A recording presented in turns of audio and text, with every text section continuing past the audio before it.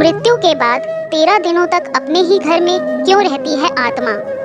जिस तरह जीवन एक सत्य है, ठीक प्रत्येक व्यक्ति को ये भी भली भांति पता है कि मृत्यु भी एक ऐसा सत्य है जिसे कोई जितना मर्जी झुठला दे, परंतु इसे बदला नहीं जा सकता। कहने का अर्थ है कि जिसने इस पृथ्वी पर जन्म लिया है, उसे एक न एक दिन अपने प्राणों की आहुति देनी पड़ती है। हम सभी ने अपने बड़े बुजुर्गों से कहते सुना है कि मृत्यु के बाद मनुष्य शरीर की आत्मा 13 दिनों तक अपने ही घर में रहती है। मगर ऐसा क्यों? इस बारे में क्या किसी ने सोचा है? अगर नहीं, तो चलिए आज जानते हैं कि आखिर क्यों मृतक शरीर की आत्मा 13 दिनों तक अपने ही घर में भटकती रहती है। गरुड़ पुराण में बताया गया है कि जब किसी व्यक्ति की मृत्यु होती है तो यमराज के यमदूत उसे अपने साथ यमलोक ले जाते हैं। यहाँ उसके अच्छे और बुरे कर्मों का हिसाब होता है और फिर 24 घंटे के अंदर यमदूत उस प्राणी की आत्मा को वापस घर छोड़ जाते हैं।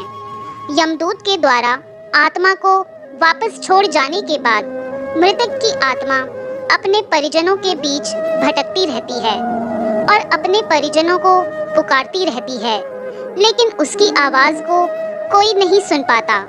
यह देखकर मृत व्यक्ति की आत्मा बेचैन हो जाती है और जोर जोर से चिल्लाने लगती है। इसके बाद आत्मा अपने शरीर के अंदर प्रवेश करने की कोशिश करती है, लेकिन यमदूत के पास बंदिश होने के कारण वह आत्मा मृत शरीर में प्रवेश नहीं कर पाती।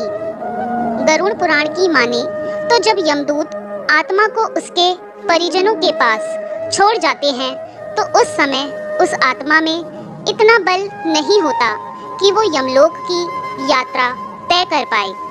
गरुड़ पुराण के अनुसार किसी भी मनुष्य की मृत्यु के बाद जो 10 दिनों तक मकिया जाता है, उससे मृतक आत्मा के विभिन्न अंगों की रचना होती है और जो 11वें और 12वें दिन पिंडदान किया जाता है, उससे मृतक आत्मा रूपी शरीर का मांस और त्वचा का निर्माण होता है और जब 13वें दिन 13वीं की जाती है तो उस दिन मृतक के नाम का पिंडदान किया जाता है। उसी से ही वो आत्मा यमलोक तक की यात्रा तय करती है।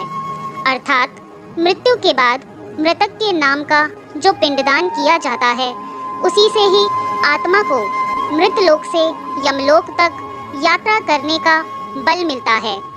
इसलिए ही गरुड़ पुराण में बताया गया है, जब किसी मनुष्य की मृत्यु हो जाती है तो उसकी आत्मा 13 दिनों तक अपने परिजनों के पास अपने घर में ही भटकती रहती है और उसके बाद आत्मा मृत लोक से यमलोक की ओर निकल पड़ती है, जिसे पूरा करने के लिए उसे 12 महीने यानी कि 1 साल का वक्त लगता है। इतना ही नहीं, मान्यता के अनुसार 13 दिनों तक मृतक के नाम का किया गया पिंडदान उसके 1 वर्ष के भोजन के समान होता है। पिंडदान ना किया जाए तो क्या होगा? अगर किसी मृत व्यक्ति के नाम का पिंडदान नहीं किया गया तो क्या होता है? तो आपको बता दें कि इसका भी वर्णन गरुड़ पुराण में किया गया है। जी हाँ, जिस मृतक व्यक्ति का पिंडदान नहीं किया जाता, यमदूत उस आत्मा को 13वें दिन जबरदस्ती घसीटते हुए यमलोक की ओर ले जाते हैं और मृतक व्यक्ति की आत्मा को इस दौरान काफी कष्ट उठाना पड़ता है। इसलिए हिंदू धर्म में मनुष्य की मृत्यु के बाद 13 दिनों तक पिंडदान करना आवश्यक माना गया है।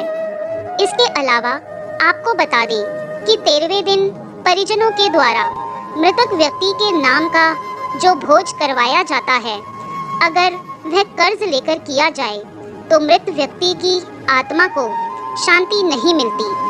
इतना ही नहीं, गरुड़ पुराण में यह भी बताया गया है कि जो व्यक्ति जीवित रहते हुए अच्छे कर्म करता है, मृत्यु के बाद उसकी आत्मा को यात्रा के दौरान यमदूत कोई कष्ट नहीं देते और जो व्यक्ति बुरे कर्म करते हैं, उसकी आत्मा को यमदूत यात्रा के दौरान कई यातनाएं देते हुए ले जाते हैं और आत्मा को इस दौरान कई कष्ट भोगने पड़ते हैं।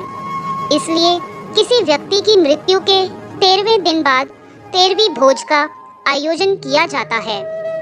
इससे मृतक की आत्मा को मुक्ति मिलती है, वरना आत्मा को मुक्ति पाने के लिए कई तरह के कष्टों का सामना करना पड़ता है। गरुड़ पुराण में यह भी बताया गया है कि जब किसी व्यक्ति की मृत्यु हो जाती है तो मृतक का अंतिम संस्कार जब तक नहीं हो जाता तब तक उस घर में चूल्हा नहीं जलाया जाता।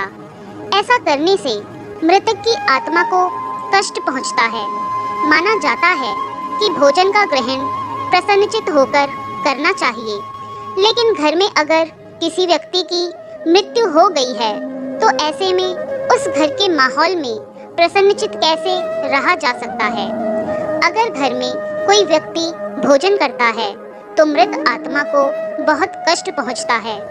इसी वजह से गरुड़ पुराण में बताया गया है कि मृतक का जब तक दाह संस्कार नहीं हो जाता तब तक उस घर में भोजन करना निषेध माना गया है। पिंडदान करने का महत्व। मृतक को पिंडदान देने का भी महत्व गरुड़ पुराण में बताया गया है कि जब किसी व्यक्ति की मृत्यु हो जाती है तो उसे देवतुल्य माना जाता है और उसे वैसा ही देवता जैसे सम्मान दिया जाता है। उसकी पूरी क्रियाएं भी की जाती है। यह सारी क्रियाएं हम बिना भोजन किए ही करते हैं। इसलिए मृतक आत्मा को पहले पिंडदान करते हैं, उसके बाद ही मृतक व्यक्ति के घर में भोजन का महत्व होता है। गरुड़ पुराण का पाठ करना भी